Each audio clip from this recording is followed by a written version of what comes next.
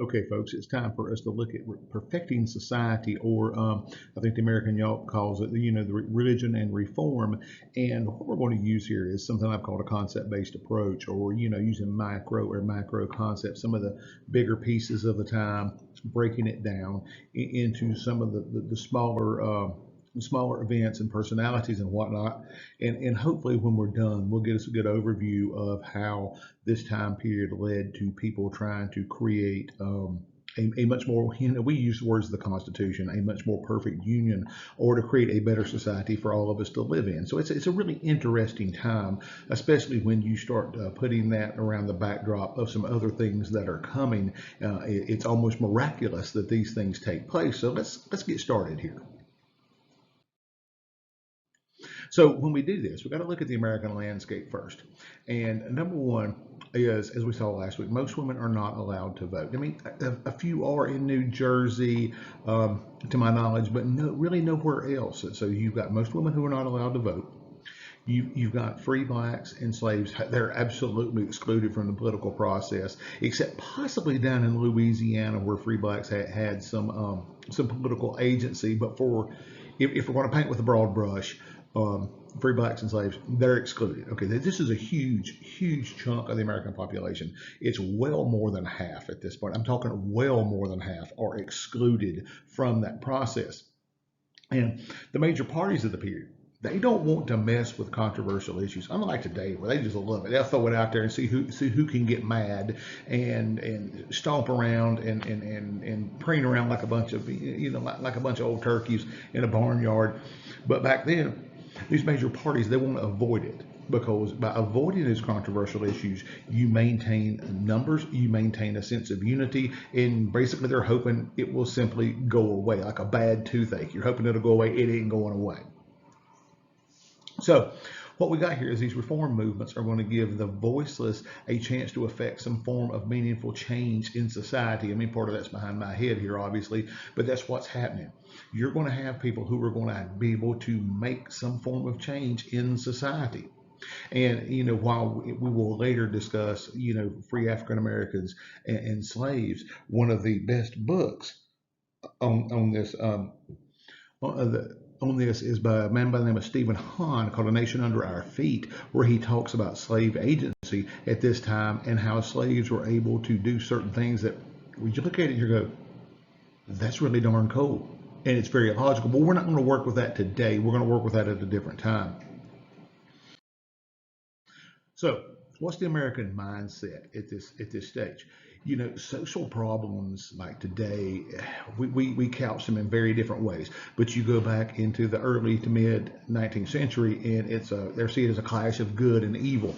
Like I've got here on the screen, that God's on the side of the good and Satan's on the side of the evil, and you don't want to be on the evil side because that's the side of Satan. That's the mindset at the time when you have a deeply religious society, that is almost entirely, not entirely, but almost entirely Christian based. Now, so the idea was there would be this decisive battle between God and Satan, between good and evil, and all of that comes out of the Second Great Awakening that we're going to need to deal with here today. And if you ever took a class on the history of World War II, this is the same kind of mindset that the Japanese have, the decisive battle that's going to come where they want to defeat their enemy. Well, here there's supposed to be a decisive battle between God and Satan, and good and evil, and all that's going to happen, and the good guys are going to win, and the bad guys are going to go away. But a lot of these reformers don't have this type of evangelical reform. Almost all are going to borrow from that mindset, much like I've got here on the screen. They're going to borrow from it. So this is that American mindset at the time, and it's going to color everything that people do. So, if we look at Alexis de Tocqueville, he wrote this in 1832, though you can't see it behind my head here. One of the most prolific writers about what's going on in America at that time. And you look at, he said, in France, I had almost seen the spirit of religion and the spirit of freedom pursuing diametrically opposed courses. I mean, basically, boom, one's going one way, one's going the other. But in America, they're intimately united. That is going to tell you really and truly the backdrop or the overview of this period of time. I mean, religion and freedom, people see is going hand in hand. And so did Alexis de Tocqueville, a foreigner who's visiting America, and talked about religion being one of the foremost political institutions of our country. Today, not the case. Back then, was the case. There we go. Anyway, I was supposed to underline that. Forgot about that. So anyhow, we got ourselves an essential question, and hopefully by the time we're done with this, we can answer that if we needed to. If we were sitting in a classroom together, we would do this, but since we're not going to do it that way. But keep this in mind. And the question is, how did religious revivalism spark social reforms in America, and what impact did those reforms have? Now, if you go to your discussion question, you're going to say, well, wait a minute, this might help me just a little bit. Okay, so keep that in mind as we go through. Now, what is the impact of that Second Great Awakening, which is a religious revival? Hence that first big block there, religious revivalism. Boom! You take the little arrow, it goes down to social reforms. What are they? Temperance. That's number one. Alcohol, bad, right? This is at a time when alcohol was more healthy for you than the water, because the water was so polluted with things that we cannot even imagine today. But the idea that alcohol would do something bad to you, we're going to see it in a minute.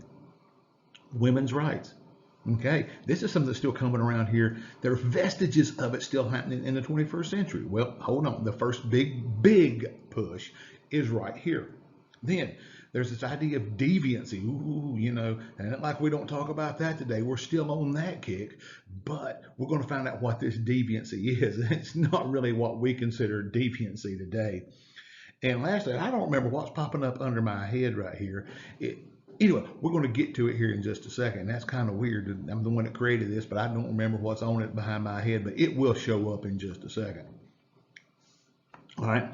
Now, of course, we're not talking about abolition because we're going to deal with slavery in a different time.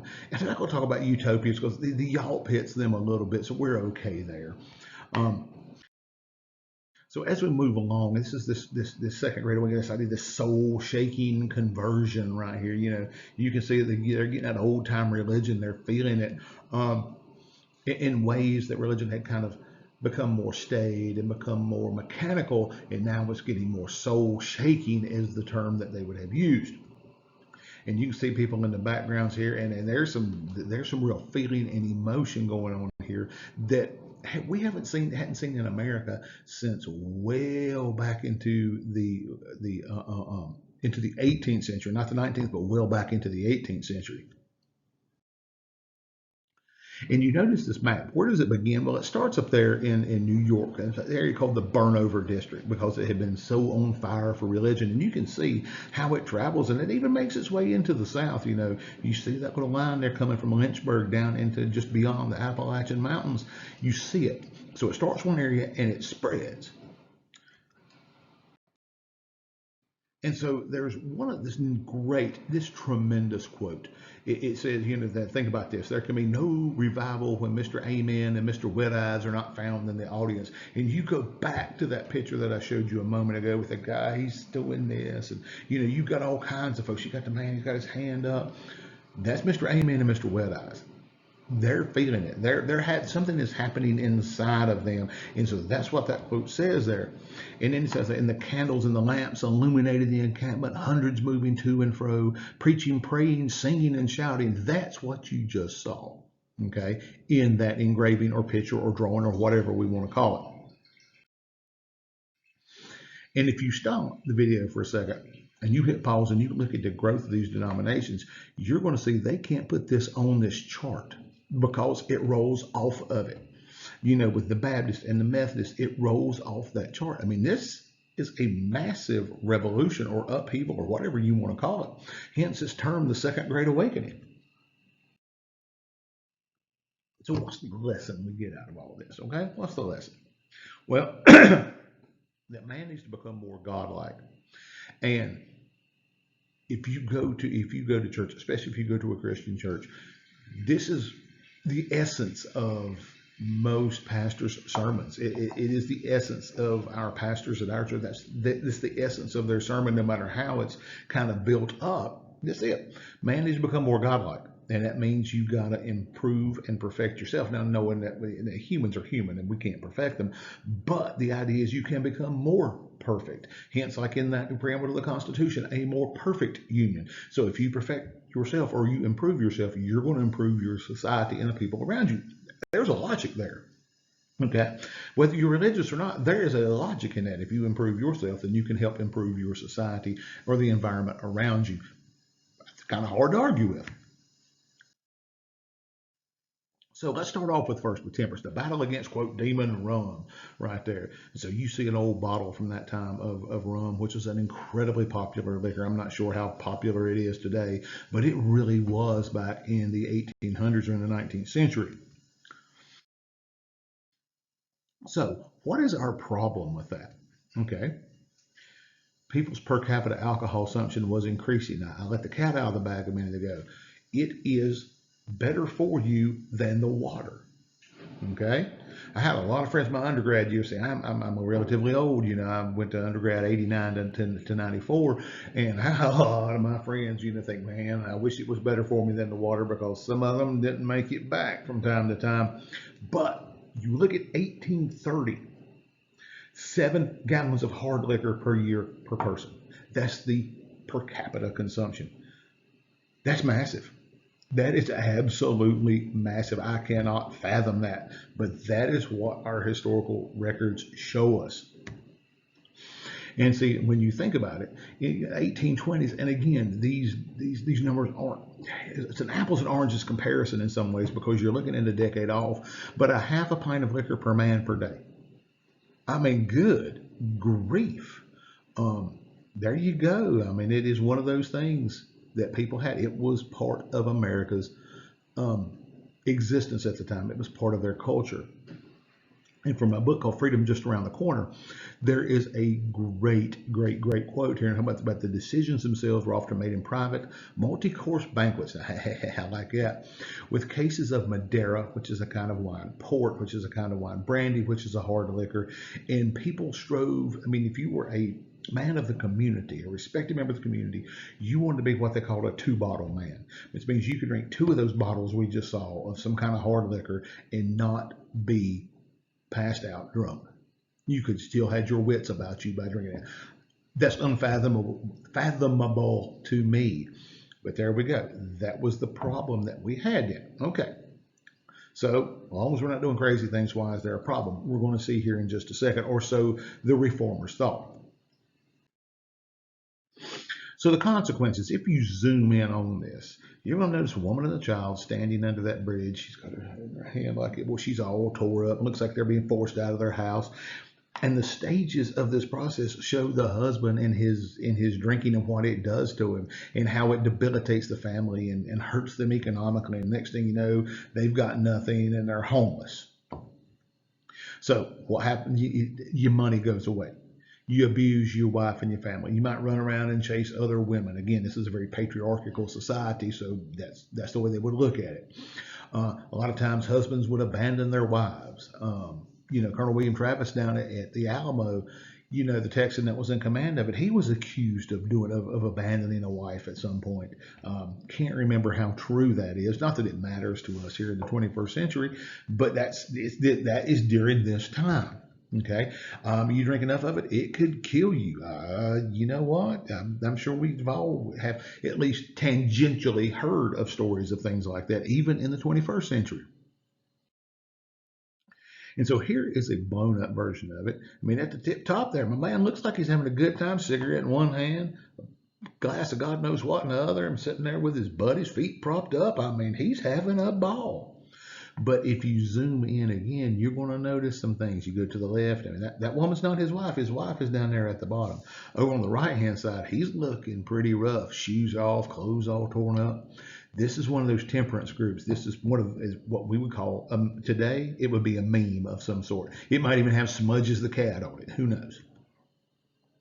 So you can see that pop in. There my man is. I mean, he looks like he's been on the island with Tom Hanks in Lost, him messing with Wilson, and while the wife and the child are sitting there being forced out of their home, don't know what they're going to do. So that's why the temperance societies form, because these things, you just cannot be, that's part of the thing. You cannot have this going on.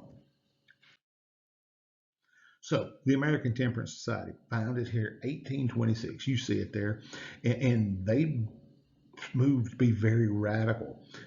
They at first they started out saying, "Hey, you need to drink in moderation." Then all of a sudden, it's nope, you got to quit cold turkey. Nobody needs to do any drinking.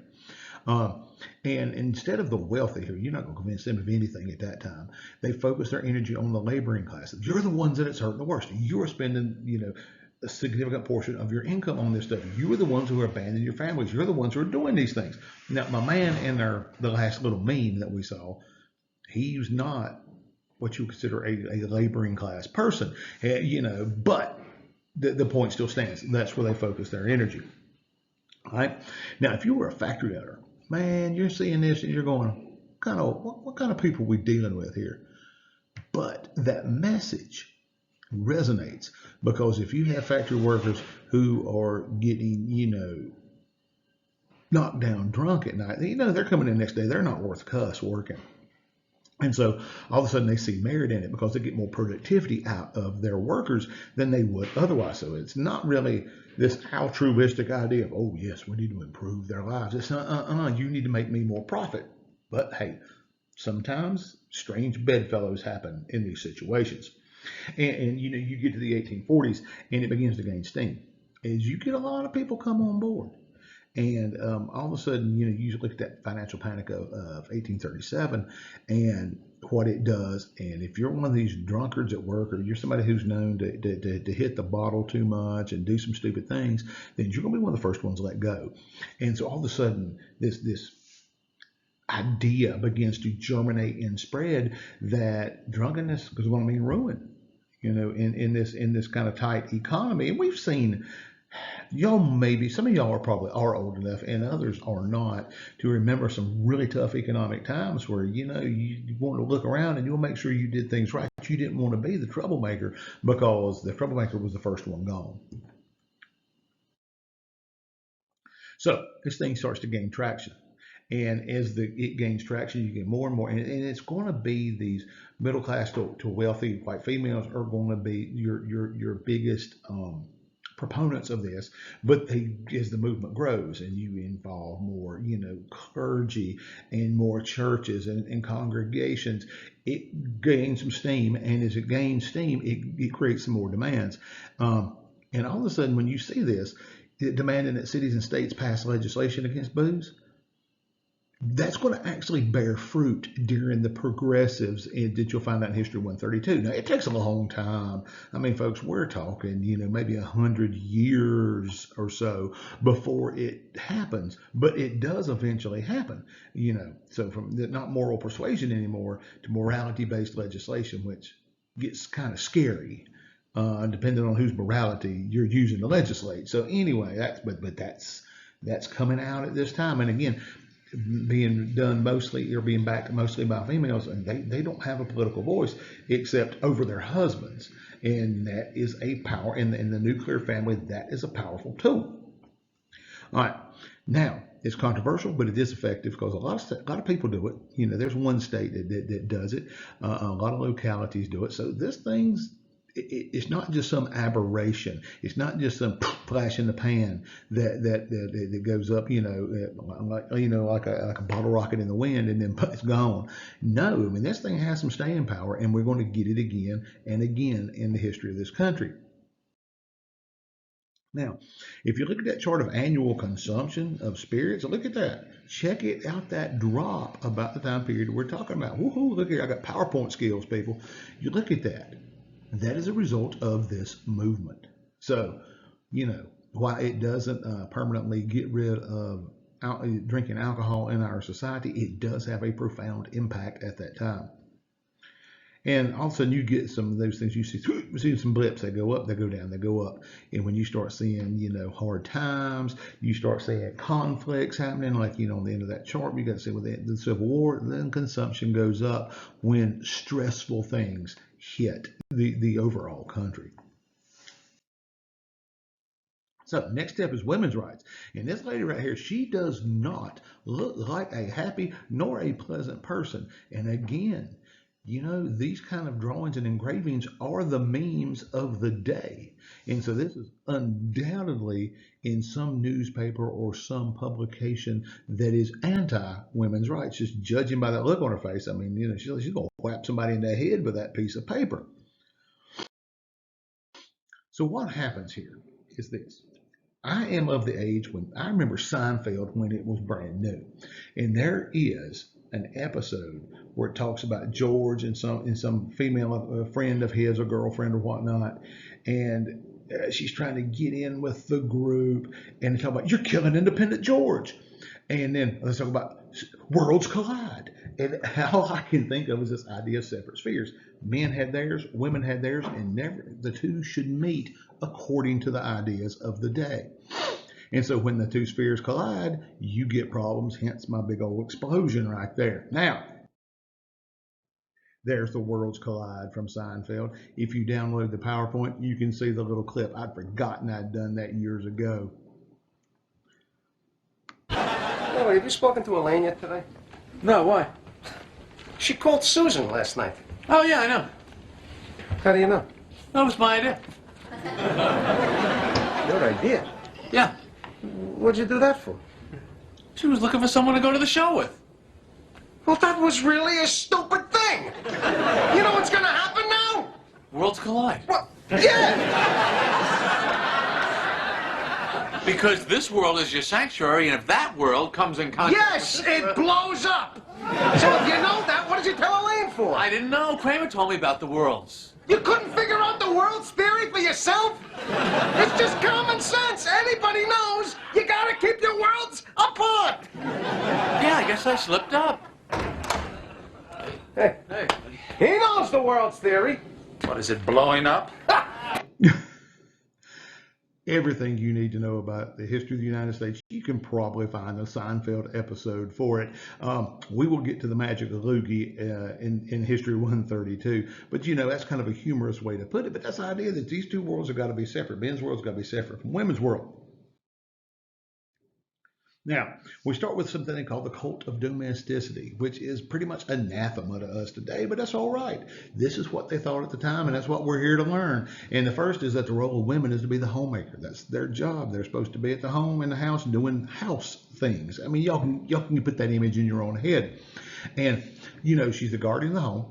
And her job is to civilize people. She's got to round off the rough edges of her husband, you know, blah, blah, blah. She's got to raise the children, make them be nice, make them go to church, you know, take a bath once in a while, that kind of thing. That was truly what people were taught. And you got to stay out of the male sphere because it's just not natural. And that's a phrase that they will use a lot. Natural. It's not natural or it's unnatural, blah, blah, blah, blah, blah.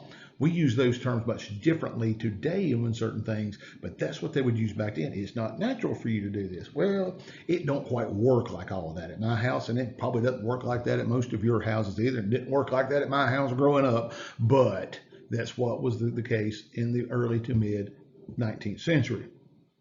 Now, when you look at this business right here, and I'm sorry my head's blocking it out, but you can download the PowerPoint and watch Seinfeld again.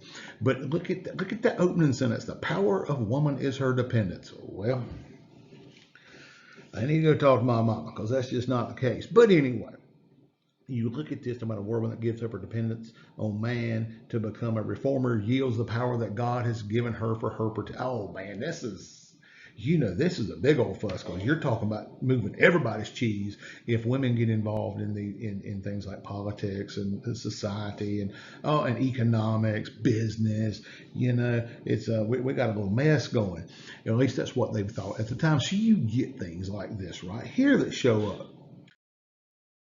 Now, we talk about women's rights for just a second. The Grimke sisters down there. You got some others you probably recognize, especially from your high school history class if you had one. But the idea that there were three sociopolitical rights that were almost universally lacking, you know, brought women from different areas of the country together in this thing, you know, voting, except in New Jersey under very, very, very narrow circumstances, owning property, couldn't initiate, you know, a divorce proceeding, retaining earned wages. Now, if you're counting, that's 4, and I said 3. So anyhow, I can't count, and that's okay.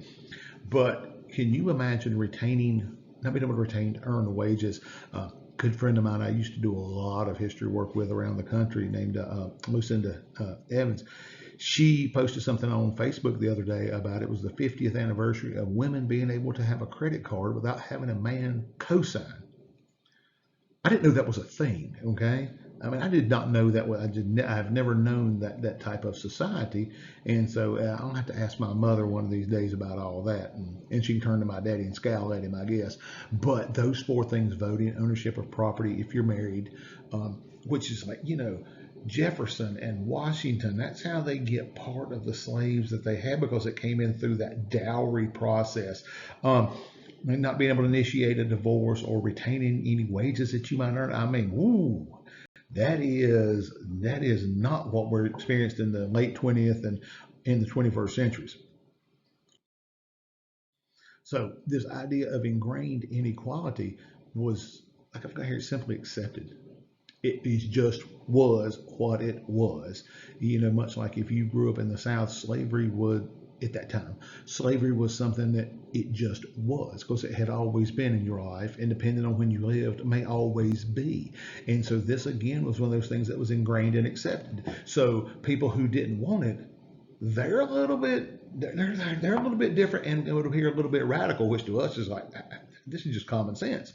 Okay, but that abolitionist movement that we're not going to deal with yet, because it muddies up a lot of things and gets it intertwined like a Gordian knot, and I don't want to do that in a survey course, but it jars it to the forefront, because you go to the abolitionist ranks, and in their big abolitionist groups, which were multiplying rapidly at this particular time in parts of the North, and women who were at the forefront of that get put in the background and don't get to participate. And you imagine what a slap in the face that was. So it really brings this business to the forefront. Okay.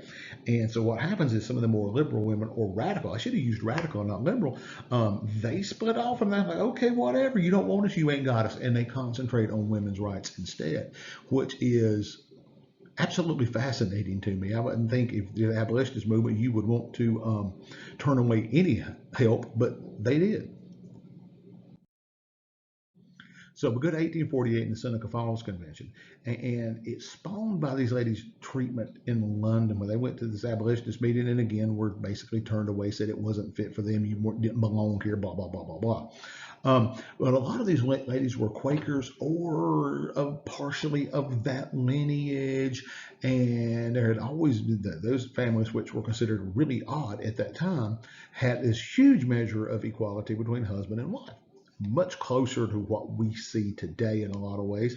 And this Seneca Falls was designed here, and this is a quote, to discuss the social, civil, and religious conditions and rights of women.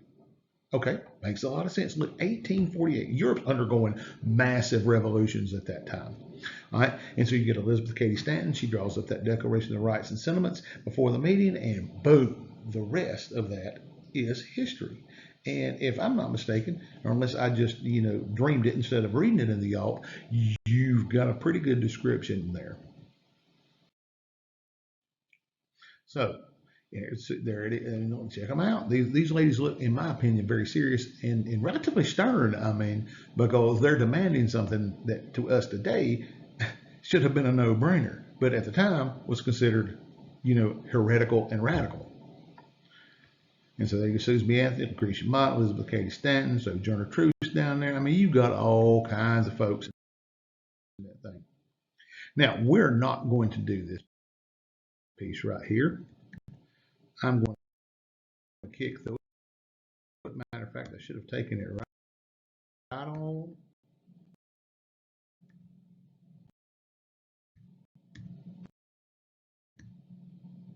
I should have taken that right on out of the presentation, so that's okay. Sometimes these things happen. I think I've done it, and I haven't. Now let's talk about deviancy weirdos here for just a minute. No, not really, but for the time would have been considered that. Now, so society's got some problems. And you think of deviancy, I don't know what's running through your head. I know what's running through mine, but I promise you it ain't either one of them, what we're going to talk about here. We've got poverty, we've got crime, we've got insanity. Okay, I can get behind calling that deviancy, except maybe the insanity piece, because most of the time people can't control that on their own. But poverty, Maybe you can, maybe you can't. Crime can definitely be controlled. But anyway, at that point in the early mid 19th century, we're going to lump them all together and just simply call it deviancy. And so, what is the solution? We got to have a solution, people. We got to institutionalize people. There must be a quote institution to help. Okay. Today we turn to the government. Is kind of like the catch-all phrase for the stuff that we do. In my role as a school principal, I'm constantly dealing with the Department of Social Services, Child Protective Services, Department of Juvenile Justice. I'm dealing with all of those things. The police department from time to time. You know, who's the stranger in the parking lot out there? We need to get run off.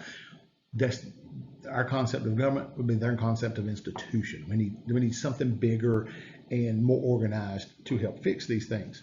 So now, here's the assumption they're going to operate under. Darn, I wish it worked. But they assume that you could have a series of very regimented, very institutionalized processes that could cure you from poverty, that could cure you from crime, that could cure you from being insane, which would encompass things that they didn't even have names for what we deal with today, right? So let's look at poverty and crime real quick. The big question is, from where did it come from? And so they thought if we study the cause, we can find the cure. Okay, well, we've been doing that with the common cold and cancer for years, and we haven't found one of those either. But anyway, let's let them do their thing here for a second. And so they came up with a new idea. If you are living in poverty and you're living a life of crime, it's because your daddy was drunk and your mom and daddy didn't discipline you. Okay, there you go. Interesting. Not true, but this is what they come up with. All right. And if you go back to like a colonial idea, from back at the beginning of the nation, it was a defect in your character. You were evil. God wanted you to have all this.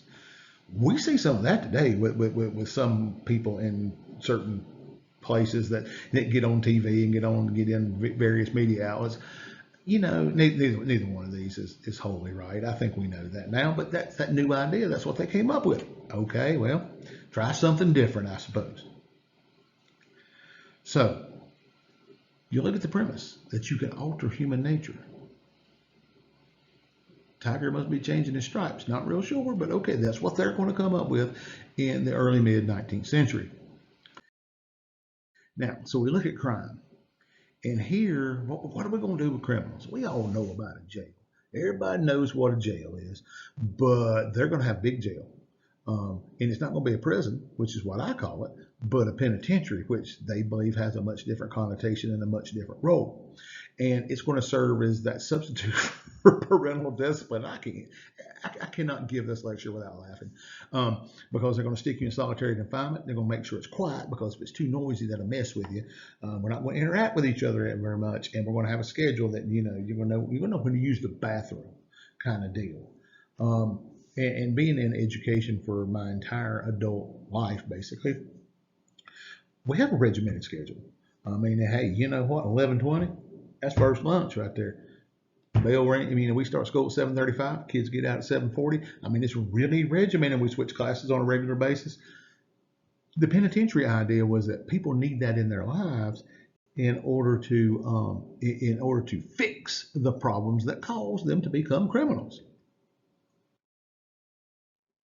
And so there's one of the first ones. I swear to you, that looks like Shawshank in the movie, but it's not. But that's this idea now. See, they've got the walls and all this stuff. We want to isolate them from everything and everyone, and we want to fix them with this regimentation of their day, and it'll affect their minds, and they'll get this mess out of them, and they can be productive members of society. That looks a little spooky to me. How about y'all? That's Eastern State Penitentiary, which is a spooky place from what I've heard. I don't really have a desire to go in there. And especially not there. So let's look at poverty, because crime, poverty, insanity are all flip sides of the same coin. I guess I got a three-sided coin, who knows? But they had the same causes, drunken daddies, lack of discipline, blah, blah, blah, and so philosophically they have a similar solution. You look at that building right there. It's not quite as austere and harsh as the prison, but it's the same basic idea. The poorhouse, or the almshouse, or like where my church is on County Home Road, which is a poorhouse here in Cleveland County. I don't know when it went away. It's never been there in my life. But, you know, if you take the poor out of their, what I've called wretched conditions, you got to pick them up, and put them somewhere else and expose them to that routine. They will not be in poverty anymore because they'll figure out how to be productive. Interesting little idea. Not sure it's going to work, but that made its rounds in this country for a long time, much like the penitentiary. And so now we got the insane, because it happens because of the penitentiary model. And you take the people that are what we would call, quote, crazy, you confine them to a prison where you're just going to kind of, all these themes are going to get those problems out of them. If somebody's bipolar or schizophrenic, something like a multiple personality disorder, sticking them in the penitentiary is not going to fix them. But we know that now. They did not know this, 170 years ago or 200 years ago. So what happens is Dorothea Dix, though, and we all know her. We had Dorothea Dix Hospitals up in Raleigh. It's not an insane asylum, which is the term. It's a mental institution. And she goes in there, she's trying to teach Sunday school to these prisoners, and she sees these insane people. And so they were chained, naked, beaten with rods, and lashed into obedience. That don't seem to be the real cure. And fortunately, Dorothea Dix is absolutely correct. It's not. And so she had an answer, which is, okay, the asylum. So we've had the penitentiary, the almshouse or the poorhouse, and now we've got the insane asylum, a place where they could be exposed to that, quote, regimented life again and cure their issues. So, this is, kind of like an aspirin. Take 2 aspirin and call me in the morning. Well, put them in an asylum or give them a regimented life and call me in the morning, and it's going to fix them. Okay, and I'm making a little bit of fun of it because it just seems outlandish to us today. But at that time, that was pretty radical and progressive. And so what do we get out of all of this stuff?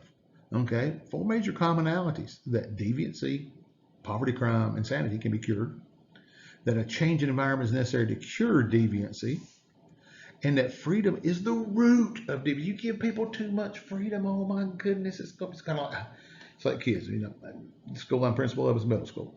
And those kids get from 5th grade to come to 6th grade. And they figure out after about the first month that they've got a lot of freedom. And sometimes they do go a little crazy. And so you got to reel them back in and let them know this ain't how we do things here. But freedom is at that root of deviancy. And the last one, and that you got to put that regimentation to cure it. Whether it is being poor, being a criminal, or being insane, this is how we're going to fix you. Or that's the ideas of the time. And again, to us, we can make fun of it all and make a bit of sport of it, as we might have said back in the old day. You can do that. But for them, that is incredibly progressive. And I can't believe I want to say it, probably a step in the right direction, as you could look at the evolution of these things. So next is education reform. And man, that's pretty cool. Got a little wood burning stove. I'd have an office that looked like that. That'd be great. So rural schools they got problems today. They had problems then. And at this particular time, you're looking in the 19th century, they're not very rigorous. They had short terms. There was, compulsory education laws didn't really exist as we know them today. That's one of the reasons I have to deal with DJJ sometimes. Kids missed 80 days. You got to file the report. But not only were they not rigorous, and not only did they not sit very long, so to speak, they taught a very outdated curriculum at that time. They were not graded like 1st, 2nd, 3rd, 4th, 5th grade. The school you just saw a picture of is not primitive by those standards. Matter of fact, it's very, very well off. But you've heard the old one-room schoolhouse. How would you like to be what we would consider a high schooler, sitting in there learning in the same room with somebody that we might call a 1st grader? That's not going to get you very far, okay? And you look at those schools, though, people tend to like those community kind of schools. I mean, it was just the generation before mine where some of that really ended. Most of you probably went through school in an area of much more consolidated schools, much larger schools. But the problem with this is people like them because that's our school. And as a school administrator, if you can get people to see that your school as, quote, our school, you gotta be, you're on your way to winning in a lot of ways. But we're not looking, I'm not mean that here. People look at them as their school, and what do you mean coming and tell us how to run our school? They're microcosms of their little community. So the idea here is we're going to need to reform the educational system. I mean, God, that's floating around all over the place all the time now. But look at that little indented bullet there: equipping children for life in an increasingly industrial society. The school system that we're in. Okay, that those of us in this class graduated from, and I'm going to go out on a limb here, but I'm positive of this, is an industrial model. Okay, it comes from this just a little bit after this time period, but it's designed to crank children through to produce something. Okay, designed to produce something. Now, what is that something? That's a little different animal. But this industrial model is what every single one of us in this class, including me, as the instructor, went through during our time in education. So, what were the goals? State supported as opposed to local. Would somebody tell the state of North Carolina that? They do provide the bulk of primary and secondary education funding, but increasingly they're putting that burden on the various counties and other entities. But by doing this, by having that state supported, that creates a much more level field and a much more consistent level of support than what you would have if it was just hey, we're going to all take up an education offering at church on Sunday. And it would be graded like first, second, third, fourth. Matter of fact, kindergarten was not a year-long all-day thing until I went to kindergarten in 1976.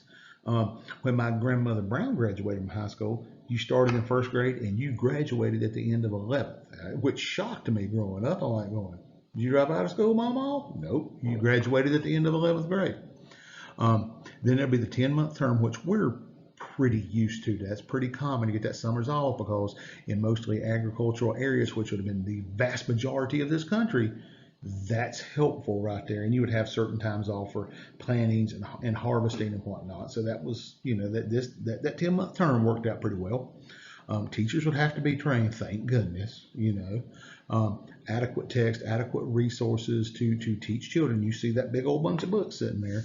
Now we do it all pretty much on a Chromebook, which has pluses and a whole lot of minuses too, but different story for a different day.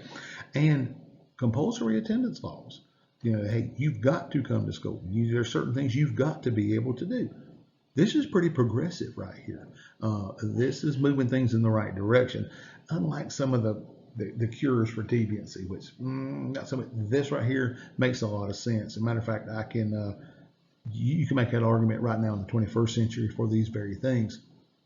And lastly, structure to absorb idle time. Now, we saw a lot of that during the pandemic and what it did to students, but that is beyond what we can talk about here on this particular lecture. But those are the 7 goals. The top 6, man, you know what? In the 21st century, we're still doing it.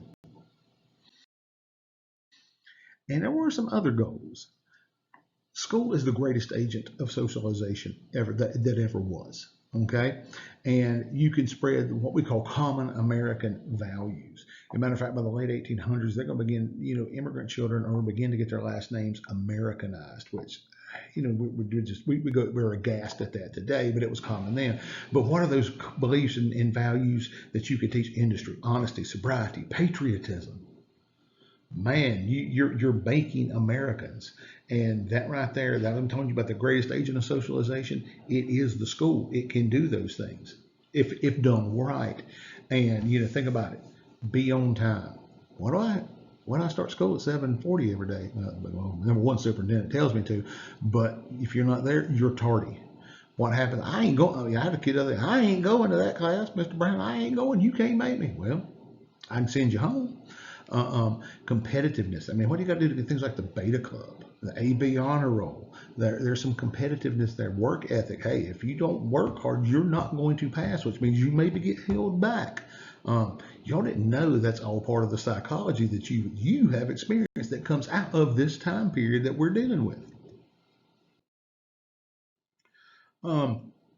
But as with most things, it doesn't happen uniformly. It doesn't happen overnight. It takes time, and there's some resistance.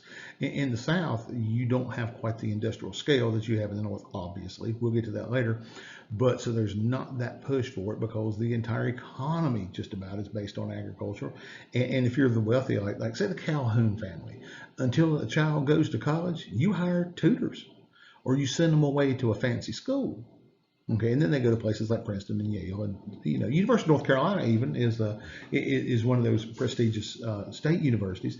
You've got religion, the Catholic Church in particular sets up parochial schools. Matter of fact, there's still big numbers of those. They're still kicking to this day. So there's some resistance there, but it's going to slowly but surely be eroded away.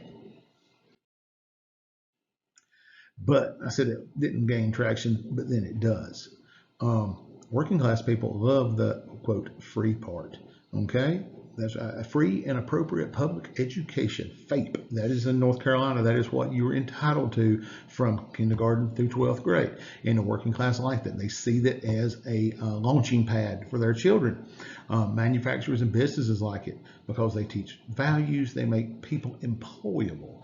They can read, or at least basic reading, basic writing, basic arithmetic. That makes an employee far more valuable and useful than one who can't do those things. Women reformers, they see massive opportunity here. I mean, you know what? We can get some of these different values in people's heads. The nativists that we're going to see, people who are, hardcore America, they are like, you know what, all these different immigrants coming in, it's part of the homogenization or socialization. We're making them into good Americans. I used that earlier. So they like these schools. And all of a sudden it becomes that melting pot. You see this would actually be a better image for the second half of the 19th century than it is right here, but I'm going to use it anyway because it does form that common culture and it does assimilate these divergent groups, even though they're mostly Western European at that time, into one common mass, which is pretty darn neat to see the power of education. Just wish governments, state and federal and local would see that too. And then talking about the shared experiences and whatnot. And if you ever take History 132, we'll talk about how those shared experiences have changed drastically in the age of high technology. And so the conclusion would be, if we were sitting in class, we would say, can we answer our essential question? And I think what we're looking at here is this idea that, yes, it did do that. That Great Awakening did do that. You become more godlike, you improve yourself, you improve they go all, we're everything from women's rights all the way over here to education, temperance, insane people, all of it. Now, some of their answers to us may seem just a little bit wonky, and they are, but they're a step in the right direction in improving the lives and improving society.